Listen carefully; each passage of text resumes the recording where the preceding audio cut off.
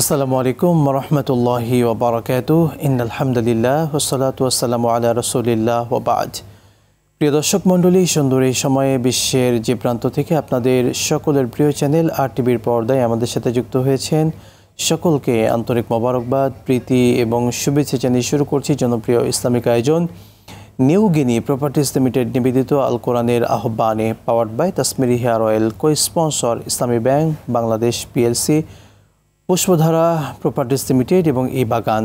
প্রিয় দর্শক মণ্ডলী, সুন্দর আয়োজনে অতিথি হিসেবে রয়েছেন আমার ঠিক ডানে প্রখ্যাত আলেমদ্বীন, বিশিষ্ট ইসলামী চিন্তাবিদ এবং শিক্ষাবিদ ফদিলাতুল শেখ মুহতারাম মাওলানা ওমর ফারুক মজুমদার, সম্মানিত ভাইস প্রিন্সিপাল তানজিমুল উম্মাহ আলিম মাদ্রাসা, উত্তরা, ঢাকা।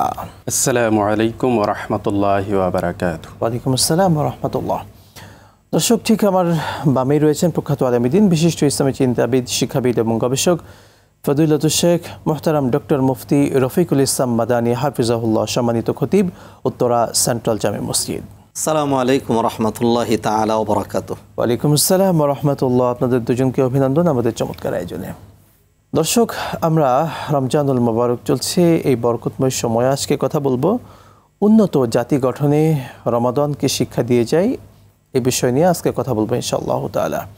প্রথমেই শেখ, আপনার কাছে আমরা আসতে চাই, উন্নত জাতি গঠন, আমরা চাই একটা সুন্দর জাতি গঠনে, চাই একটা উন্নত জাতি নিজেরা হতে, একটা উন্নত জাতি গঠনে ইসলাম এবং একই সাথে রমাদান কি শিক্ষা দিয়ে যাচ্ছে, মেসেজ দেয়?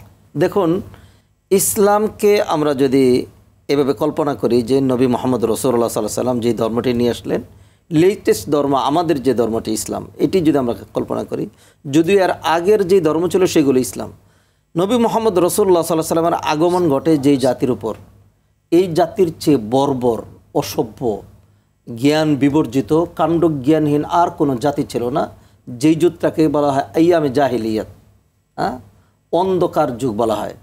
নবীজি সাল্লাল্লাহু আলাইহি ওয়াসাল্লাম তাদের মাঝে আগমন করলেন এবং তাদের কথা আল্লাহ সুবহানাহু ওয়া তাআলা কোরআনে কী বললেন? বললেন যে কুনতুম আলা শাফা হুফরাতিম মিনান নার ফাআনকাযাকুম মিনহা, তোমরা একদম নরকের দ্বার প্রান্তে চলে এসেছিলে, আর একটু হলেই পড়ে যেতে, আল্লাহ সেখান থেকে তোমাদের উদ্ধার করলেন।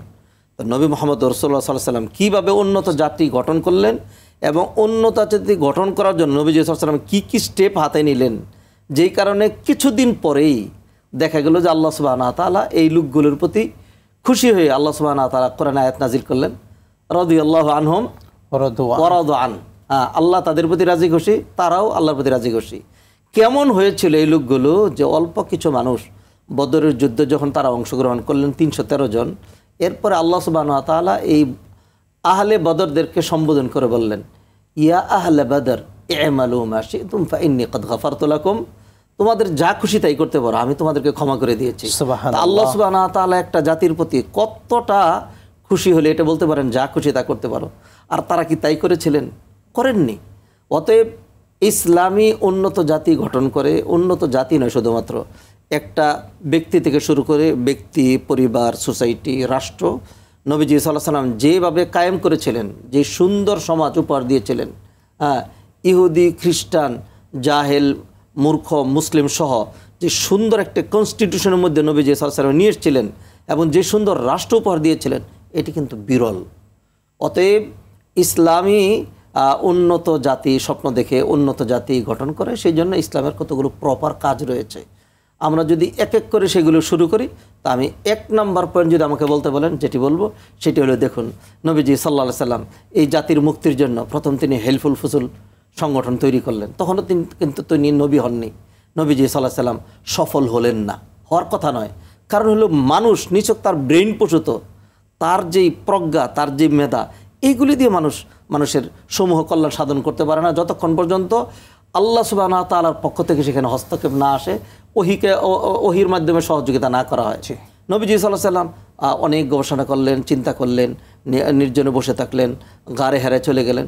অবশেষে আল্লাহ সুবহানাহু ওয়া তাআলা হস্তক্ষেপ করে প্রথম নবীজি সাল্লাল্লাহু আলাইহি ওয়াসাল্লামকে যে গাইডলাইনটি দিলেন, নবীজি বসা ছিলেন, তার বয়স 40 বছর 6 মাস হয়েছে। জিবরিল আমিন আসলেন, এসে নবীজি সাল্লাল্লাহু আলাইহি ওয়াসাল্লামকে বললেন, ইয়া মুহাম্মদ ইকরা। এখান থেকে কিন্তু শুরু হলো। নবীজি সাল্লাল্লাহু আলাইহি সাল্লামকে আল্লাহ সুবহানাহু ওয়া তাআলা প্রথম যে টিচিংটা দিয়েছিলেন, সেখানে 5টি আয়াত নাজিল করলেন। 5টি আয়াত, 5 ইম্পর্টেন্ট ভার্সেস অফ সূরা আলাক, 5, এবং the first revelation of Islam. এর মধ্যে কি সাবজেক্ট ম্যাটার, কি বিষয়বস্তু আছে, এটি কিন্তু আমরা ভাবি না, চিন্তাও করি না। এর মাধ্যমেই কিন্তু একটা জাতির, উন্নত জাতির যে গোড়াপত্তন এখান থেকে কিন্তু শুরু হয়। আর সেটি হলো শিক্ষা ব্যবস্থা। যেই শিক্ষা আমরা দেখতে পেলাম এই কিছুদিন আগ পর্যন্ত, এমন এক শিক্ষা ব্যবস্থা ছিল সেখানে মানুষ ব্যঙ্গ করেছে। আমি একজন শিক্ষক হিসাবে দারুণভাবে লজ্জিত হয়েছি। ইনশাআল্লাহ আমরা এই শিক্ষার এই সাবজেক্ট এবং এই টপিক আমরা শুনবো ইনশাআল্লাহ একটু পরে। শেখ আপনার কাছে আসতে চাই মাওলানা ওমর ফারুক মজুমদার, দর্শকদের উদ্দেশ্যে বিষয়টি আলোকপাত করবেন যে একটা উন্নত জাতি গঠনের আমরা প্রত্যেকে আশা করি, আশার সাথে আমাদের আরও কি কি দরকার? আশার সাথে শুধু আশা করলেই কি হবে, না কার্যক্ষেত্রে কি হওয়া দরকার? একটি উন্নত জাতি যদি আমরা গঠন করতে হয়, ওস্তাদের কথার থেকে বলবো যে আমাদেরকে নিঃসন্দেহে ইকরার দিকে ফিরে যেতে হবে। এর কারণ হচ্ছে আমরা নিঃসন্দেহে জানি নবী মুহাম্মদ রাসূলুল্লাহ সাল্লাল্লাহু আলাইহি ওয়াসাল্লাম যখন এসেছেন পৃথিবীতে, ওই যুগটা নিঃসন্দেহে সবচেয়ে নিকৃষ্ট সমাজ ছিল, যেটা ইতিহাসবিদরা স্বীকার করেছেন। সেই একটা সমাজের মানুষ নিকৃষ্ট জাতটাকে এমন একটা পর্যায়ে আল্লাহ রাসূল সাল্লাল্লাহু আলাইহি ওয়াসাল্লাম ট্রেন আপ করে এদেরকে সর্বোচ্চ পর্যায়ে নিয়ে গিয়েছেন, যাদের সম্পর্কে আল্লাহ তাআলা নিজেই সন্তুষ্ট হয়েছেন এবং যারা হচ্ছেন সবচেয়ে উত্তম যুগের ব্যক্তি। তাহলে রাসূল সাল্লাল্লাহু আলাইহি ওয়াসাল্লাম যেহেতু এই কোরআন দিয়ে এই সমাজটাকে সবচেয়ে সুন্দর করেছেন, সেই কোরআন কিন্তু আজও আছে। এবং আমরা নিঃসন্দেহে জানি কোরআনের চেয়ে শ্রেষ্ঠ কিতাব আর কিছু হতে পারে না, যেটা দিয়ে মানুষকে আমরা তৈরি করতে পারি। কারণ হচ্ছে যদি আপনি সারা পৃথিবীব্যাপী দেখেন, পৃথিবীর সব কিছু হচ্ছে মাখলুক, কিন্তু এই কোরআন যে পৃথিবীকে পরিবর্তন করতে পারে তার অন্যতম একটা দৃষ্টান্ত হচ্ছে একটা জিনিস শুধু গায়রে মাখলুক হিসেবে আছে, সেটা হচ্ছে মহাগ্রন্থ আল কোরআন। এই জন্যই আল্লাহ তাআলা কোরআনুল কারীমে বলেছেন খালাকাল ইনসান আল্লামাহুল বায়ান, আল্লাহ মানুষকে সৃষ্টি করেছেন কিন্তু কোরআনটা শিক্ষা দিয়েছেন যে কোরআনের কত বেশি গুরুত্ব। এই কোরআন দিয়ে যদি আমরা সমস্ত কিছু যদি সাজাতে পারি, সমাজ, পরিবার, রাষ্ট্র, আমাদের যে শিক্ষা ব্যবস্থা, সমস্ত কিছু যদি আমরা পরিবর্তন করতে পারি, নিঃসন্দেহে একটি উন্নত জাতি গঠন করা সম্ভব হবে। নিঃসন্দেহে আমরা সে আশা করছি, দোয়াও করছি। আপনাকে অসংখ্য ধন্যবাদ, আবারও আসবো। প্রিয় দর্শক মণ্ডলী, দেখছিলেন আপনাদের প্রিয় চ্যানেল RTVর পর্দায় জনপ্রিয় ইসলামিক আয়োজন নিউ গিনি প্রপার্টিজ লিমিটেড নিবেদিত আল কোরআনের আহ্বানে, powered by Tasmir hair oil, co sponsor Islami bank Bangladesh PLC, Pushpadhara properties limited এবং বাগান। এখন একটা ছোট্ট বিরতি নেব, বিরতির পরে আবারও দেখা হবে ইনশাআল্লাহ তাআলা।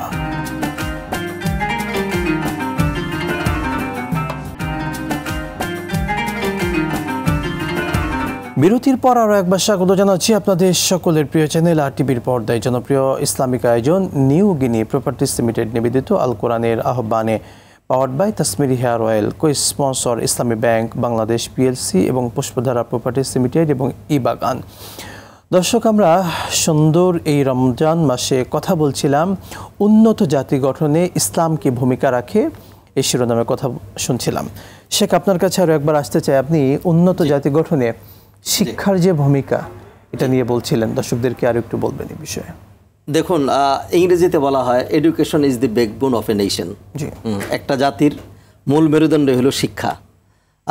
তা শিক্ষা যদি সত্যিকার শিক্ষা হয়, সুশিক্ষা হয়, যেটিকে শরিয়ার পরিভাষায় বলা হয় ইলম, এবং যে ইলম এবং শিক্ষার সম্পর্কের সাথে রয়েছে রবের সম্পর্ক, ইকরা বিস্মি রব্বিক, রব যুক্ত শিক্ষা, রব বিবর্জিত শিক্ষা নয়, তাহলে এই শিক্ষা সত্যিই মানুষকে আনোয়ার বানাবে। আর যদি শিক্ষা সেটি শিক্ষা না হয়ে কুশিক্ষা হয়, তাহলে সেই শিক্ষাই কিন্তু এই মানুষকে জানোয়ার বানায়। যেমন উদাহরণ দেওয়ার জন্য আমাদের ইউরোপ, আমেরিকা, আফ্রিকা যাওয়ার দরকার নেই। আমাদের দেশে আমরা দেখেছি যে যারা দেশের 28 লক্ষ কোটি টাকা চুরি করে পাচার করেছে, দে are educated, they R qualified. তাদের শিক্ষা ছিল, তাদের সব ছিল, সার্টিফিকেট ছিল, তাদের পোস্ট ছিল, হ্যাঁ, সকল কিছু তারা মেনটেন করেছে এবং খুব সুন্দর করে কাজগুলো পেরেছে। তবে জাতি, দেশ, সোসাইটি, সমাজ 12টা বাজিয়ে দিয়েছে। কিভাবে পেরেছে? শুধুমাত্র এই কুশিক্ষার কারণে। তো কুশিক্ষার চেয়ে যারা কুশিক্ষায় শিক্ষিত হয় না, তাদের চেয়ে আপনি দেখবেন আমাদের গ্রাম বাংলার এখনও আনাচে কানাচে গিয়ে দেখবেন সাধারণ মানুষগুলো, তাদের সার্টিফিকেট নেই কিন্তু মানবতা আছে, তাদের মধ্যে আমানতদারিতা আছে, হ্যাঁ, তাদের মধ্যে মূল্যবোধ আছে, তাদের মধ্যে চরিত্র আছে। তারা এরকম বেহায়া নয়, তারা সেরকম নির্লজ্জ নয়। তো সেই জন্য যে শিক্ষার কথা বলছি, সেই শিক্ষার 1 নম্বর বৈশিষ্ট্য সেটি হইতে হবে সুশিক্ষা। এবং সেই সুশিক্ষাই মানুষকে কিন্তু প্রকৃত মানুষ বানায়। এবং আপনি আশ্চর্য হবেন দর্শক শ্রোতাদের উদ্দেশ্যে আমি বলছি, আল্লাহ সুবহানাহু ওয়া তাআলা প্রথম দিন তিনি পর্দার কথা বলতে পারতেন, তাওহীদের কথা বলতে পারতেন, শিরিকের বিরুদ্ধে কথা বলতে পারতেন, মদ হারাম, জিনা ব্যভিচার হারাম, নামাজ পড়তে হবে এগুলো বলতে পারতেন। আল্লাহ কিছুই বলেননি। 5টি আয়াতে একটা বিষয়কে হাইলাইট করেছেন, সেটা হলো যে নলেজ, সায়েন্স, টেকনোলজি, শিক্ষা, বিদ্যা, জ্ঞান, হিকমত, প্রজ্ঞা। একটা বিষয়কে ইকরা বিসমি রাব্বিকাল্লাযী খালাক, খালাকাল ইনসানা মিন আলাক, ইকরা ওয়া রাব্বুকাল আকরাম, আল্লাযী আল্লামা বিল কলাম, আল্লামাল ইনসানা মা লাম ইয়ালাম। 5টা আয়াতের একটাই বিষয়। অতএব সর্বপ্রথম আমাদের শিক্ষা ব্যবস্থার দিকে মনোযোগ দিতে হবে, যেই শিক্ষাকে আমাদের শত্রু জাতি 250 বৎসর পর্যন্ত মুসলমানদেরকে চিপে, একজন আখ খাদক আখ খেয়ে যেরকম রস থাকা পর্যন্ত সাবাটা ফেলে না, সেইভাবে এই জাতিটাকে ফেলে দিয়ে তারপরে গিয়েছে। এরপরে আরেকটা জাতি আমাদেরকে ধরে এখন ওই সাবাটা চাবাচ্ছে আর বলছে যে কেমন খাদক খেয়েছে, একটু রসে রাখেনি। সর্বশেষ দেখেছি আমাদের দিনিয়াত শিক্ষার ভিতরে মূর্তিবাদ পর্যন্ত ঢুকানো হয়েছে। অতএব এই শিক্ষা দিয়ে আপনি উন্নত জাতির স্বপ্ন দেখা, এটা মানে কল্পনা ছাড়া আর কিছুই নয়। যদি উন্নত জাতির স্বপ্ন দেখতে হয় তাহলে আপনাকে সর্বপ্রথম মনোযোগ দিতে হবে আমাদের এডুকেশন সিস্টেম, আমাদের শিক্ষা ব্যবস্থা, আমাদের সেই মূল্যবোধ। সত্যি তাহলে আমাদের সোনার ছেলে যেগুলি রয়েছে, মানুষ যেগুলি রয়েছে, আল্লাহ সুবহানাহু ওয়া তাআলা তো সকল মানুষকেই নিষ্পাপ হিসাবে দুনিয়াতে পাঠান। এরপরে আমাদের শিক্ষা ব্যবস্থা, পারিপার্শ্বিকতা, পিতামাতা তাদেরকে নষ্ট করে, যেমনটি নবীজি হাদিসে বলছেন ফাআবাওয়াহু ইউহাউইদানিহি আও ইউনাসসিরানিহি আও ইউমাজ্জিসানিহি। অতএব এটিকে সর্বপ্রথম সবচেয়ে বেশি হাইলাইট করতে হবে। এবং দিন ইসলামে আল্লাহ সুবহানাহু ওয়া তাআলা ইবাদতের আগে কিন্তু এই ইলমকে প্রাধান্য দিয়েছেন। ইমাম বুখারী একটা অধ্যায় তৈরি করলেন, সেই অধ্যায়ের নাম দিলেন বাব আল ইলমু ক্বাবলাল কওলি ওয়াল আমাল, এবং দলিল নিয়ে আসলেন কোরআন আয়াত দিয়ে, ফাআলাম আন্নাহু লা ইলাহা ইল্লাল্লাহ। আমি যে কথাগুলো বলছি এর অর্থ হলো যে তুমি জেনে নাও যে আমলের আগে হলো এলেমের স্থান। এরপরে আল্লাহ সুবহানাহু ওয়া তাআলা কোরআনে আয়াত দিয়ে মানে ইমাম বুখারী দলিল দিলেন, দলিল দিয়ে এটা প্রমাণ করলেন যে আপনি ইবাদত করবেন তার আগে আপনার জ্ঞান লাগবে। অতএব আমরা যাই চিন্তা করি না কেন শিক্ষা ব্যবস্থাকে আমাদের গুরুত্ব দিতে হবে, এবং আল্লাহ সুবহানাহু ওয়া তাআলা সেইভাবেই শিক্ষাকে বাস্তবায়ন করার জন্য আমাদেরকে একজন শিক্ষা গুরু দিয়েছিলেন, যিনি নিজের ক্ষেত্রে বলছেন বুইস্তু মুআল্লিমান, আমি শিক্ষক হিসাবেই প্রেরিত হয়েছি, এবং শিক্ষা মিশন দিয়েছিলেন। তাহলে 3টা পয়েন্ট, একটা হলো শিক্ষা, আরেকটা শিক্ষা মিশন, আরেকটা হলো শিক্ষক। নবীজি হলেন শিক্ষক, শিক্ষা মিশন। আল্লাহ সুবহানাহু ওয়া তাআলা কোরআনে বললেন হুয়াল্লাযী বাআসা বিল উম্মিয়িনা রাসূলাম মিনহুম ইয়াতলু আলাইহিম আয়াতিহি ওয়া ইউযাক্কিহিম ওয়া ইউআল্লিমুহুমুল কিতাবা ওয়াল হিকমা। আমরা এখান থেকে শেখ শুনবো ইনশাআল্লাহ তাআলা। শেখ আপনার কাছে আর একবার আসতে চাই। আমরা উন্নত জাতি গঠনে বেশ কিছু পয়েন্ট শেখের থেকে পেয়েছি, বিশেষ করে উনি শিক্ষার বিষয়টা খুব চমৎকারভাবে দৃষ্টান্ত উপমা দিয়ে উপস্থাপন করেছেন। একই সাথে শিক্ষার পাশাপাশি আর কোন কোন দিককে মূলত সেগুলোকে ভালো করলে আমরা একটা উন্নত জাতি সমাজকে উপহার দিতে পারবো? নিঃসন্দেহে ওস্তাদ চমৎকার বলেছেন। ওস্তাদের কথা থেকে আমি শুরু করছি, সেটা হচ্ছে আমাদের যে শিক্ষা ব্যবস্থাটা, শিক্ষা ব্যবস্থার ক্ষেত্রে একজন শিক্ষক তিনি শুধু শেখাবেন বিষয় এমন না। রাসূল সাল্লাল্লাহু আলাইহি সাল্লাম সেটাই বোঝাতে চাচ্ছেন। রাসূল বলেছেন বুইস্তু মুআল্লিমান, যে রাসূল বললেন যে আমি শিক্ষক হিসেবে প্রেরিত হয়েছি। শিক্ষকের কাজ কিন্তু শিখানোর ক্ষেত্রে এরপরে রাসূল বলেছেন লিউতাম্মিমা মাকারিমাল আখলাক, যে রাসূলুল্লাহ বলেছেন যে আখলাকটাকে যেন পরিপূর্ণ করে দেওয়া যায়। তাহলে শুধু শিক্ষাটা আমরা যদি দেই, শিক্ষা দিয়ে এই যে ওস্তাদ একটু আগে বললেন হাজার হাজার কোটি টাকা যেখানে লুটপাট, যে এই যে অবস্থাগুলো সেগুলো কিন্তু তৈরি হচ্ছে এই নৈতিকতা আখলাক না থাকার কারণে। রাসূল সাল্লাল্লাহু আলাইহি সাল্লাম আমাদেরকে সেটাই শিক্ষা দিয়ে যাচ্ছেন যে শিক্ষা শুধু শিক্ষা নয়, সাথে আমাদেরকে আখলাক লাগবে। আজকে যদি সে আখলাকগুলো থাকতো তাহলে মানুষের ভিতরে এই সন্ত্রাসবাদ, এই যেখানে প্রশাসনে বসে বিভিন্ন ধরনের দুর্নীতি, গুম, এই যে খারাপ কাজ, এই সমস্ত কিছু কখনো সৃষ্টি হতো না। এই জন্য একটা মানুষ যদি তাকে গঠন করতে হয়, আমাদের অভিভাবকদেরও একটা স্বপ্ন থাকে ছেলে মানুষ হবে, মানে সে অনেক টাকা ইনকাম করবে, আর্ন করবে, তাদের শিক্ষার অবস্থাটা হচ্ছে উদ্দেশ্যটা এরকম থাকে। কিন্তু না, শিক্ষার মূল উদ্দেশ্য হবে শিক্ষার পাশাপাশি কোয়ালিটি উইথ মোরালিটি, যে শিক্ষা তো থাকবে, কোয়ালিটিও আসবে, সাথে মোরালিটি আসবে। যদি দুইটা একসাথ হয় তাহলে সেই শিক্ষা পরিবার, সমাজ, রাষ্ট্রের জন্য নিঃসন্দেহে কল্যাণকর হবে। আর যদি সেটা না থাকে, ওই শিক্ষা দিয়ে কোনো দিনও কাজে আসবে না। আর এই শিক্ষার জন্য আমাদেরকে কোরআনের দিকে ফিরতে হবে নিঃসন্দেহে, কারণ রাসূল সাল্লাল্লাহু আলাইহি সাল্লামকে আল্লাহ তাআলা এমন কিতাব দিয়েছেন, এই শিক্ষা ব্যবস্থাটাই পৃথিবীর জন্য সবচেয়ে বেশি গ্রহণযোগ্য। আপনি যদি দুনিয়ায় যত সংবিধান তৈরি হচ্ছে দুনিয়াবি যে শিক্ষা ব্যবস্থা সেটা দিয়ে এটা দিয়ে কোনো দিন মানুষের কল্যাণ সাধিত হয় না। যদি হতো তাহলে সংবিধানগুলো এত পরিবর্তন হতো না। কিন্তু দেখি আমরা কোরআনের দিকে যদি যাই, রাসূল সাল্লাল্লাহু আলাইহি ওয়াসাল্লামের সিদ্ধান্ত কেমন ছিল? রাসূল নিজেও বলেছেন, যদি আমার মেয়ে ফাতেমা যদি চুরি করতো লাকাতাতু ইয়াদাহা, যে আমি তার হাত অবশ্যই কেটে দিতাম। তাহলে রাসূল কত কঠিন সিদ্ধান্ত নিয়েছেন। রাসূল যেরকম সিদ্ধান্ত নিতেন, ঠিক সেম সিদ্ধান্তগুলো যদি আজকে আমাদের সমাজগুলোতে নিত, নিঃসন্দেহে পরিবর্তন সম্ভব। চমৎকার বলছিলেন, আপনাকে অসংখ্য ধন্যবাদ। শেখ, আপনার কাছে আর একবার আসতে চাই। আমরা রমাদান মাস পার করছি, সাহরির বরকতময় সময় আমরা পার করছি। সারাদিন রোজা রাখার জন্য কিন্তু আমরা এখন সাহরি করব, বা আলহামদুলিল্লাহ অনেকে সাহরি করে ফেলেছেন। এখন যে বিষয়টি জানতে চাওয়া, একটা সুন্দর বা উন্নত জাতি গঠনে এই রমাদান মাস প্রত্যেক বছর তো আসে, আসলে কি ভূমিকা রাখে বা কি শিক্ষা দিয়ে যায়?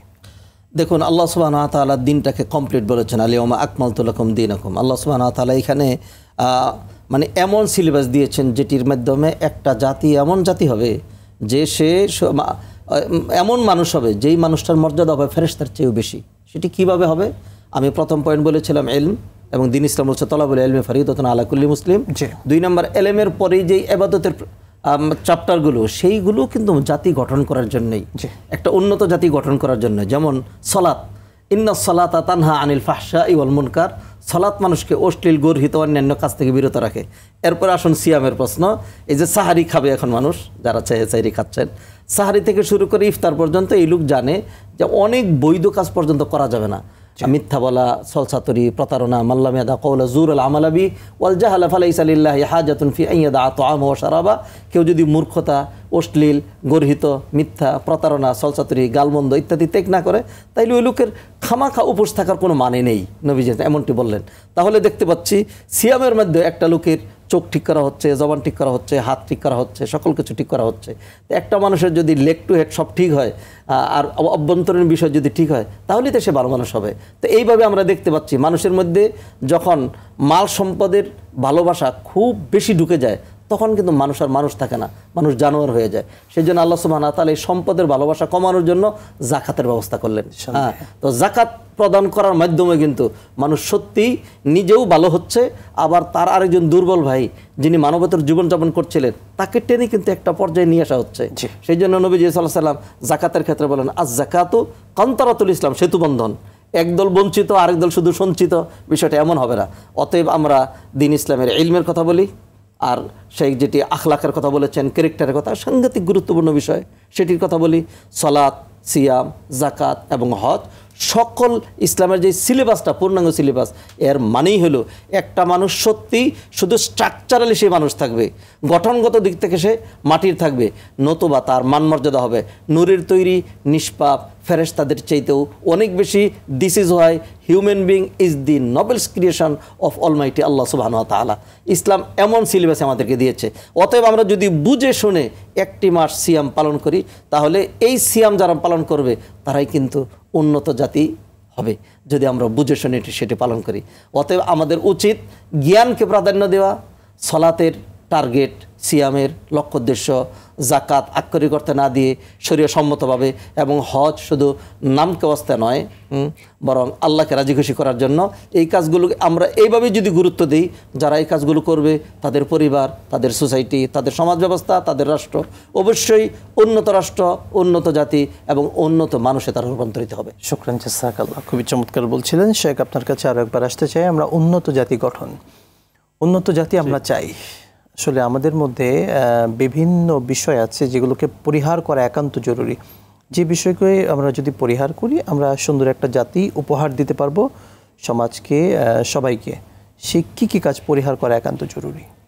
ওস্তাদের কথা থেকে বলছি যে আমাদেরকে পরিহার করার জন্য আমাদের যে লোক দেখানো মনোভাব, সেটা নিঃসন্দেহে পরিহার করা প্রয়োজন।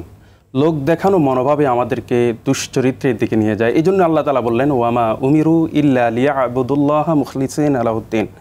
যে আল্লাহ তাআলা আমাদেরকে আদেশ করেনি যে কোনোভাবে ইবাদত করার জন্য। ওস্তাদ যে বলেছেন আপনি সিয়াম রাখলেন, কিন্তু সিয়াম রাখার পরে এটা যদি আল্লাহর সন্তুষ্টির জন্য যদি না হয়, আপনি যদি খারাপ না ছাড়েন, তাহলে সেই সিয়াম আল্লাহর কাছে কবুল হবে না। ঠিক একইভাবে আপনার প্রত্যেকটা ইবাদত, আপনার নামাজ, আপনার রোজা, এরপরে আপনার এই জাকাত বলেন, আপনার প্রত্যেকটা ইবাদত, আপনি হজ করলেন, যদি আপনি সুনামের জন্য, তাহলে হবে না। আপনি লোক দেখানো মনোভাব না ছাড়লে, বান্দার ইবাদত নিঃসন্দেহে কখনো কবুল হবে। শুকরান জাযাকাল্লাহ। এবং সিয়াম কিন্তু এমন একটি ইবাদত দর্শক, যেখানে লোক দেখানোর কোনো জায়গা নেই।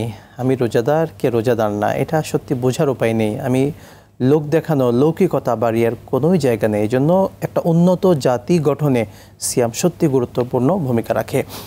দর্শক দেখছিলেন প্রিয় চ্যানেল RTVর পর্দায় জনপ্রিয় ইসলামিক আয়োজন নিউ গিনি প্রপার্টিজ লিমিটেড নিবেদিত আল কোরআনের আহ্বানে, powered by Tasmir hair oil, co sponsor Islami bank Bangladesh PLC, Pushpadhara properties limited এবং ই বাগান।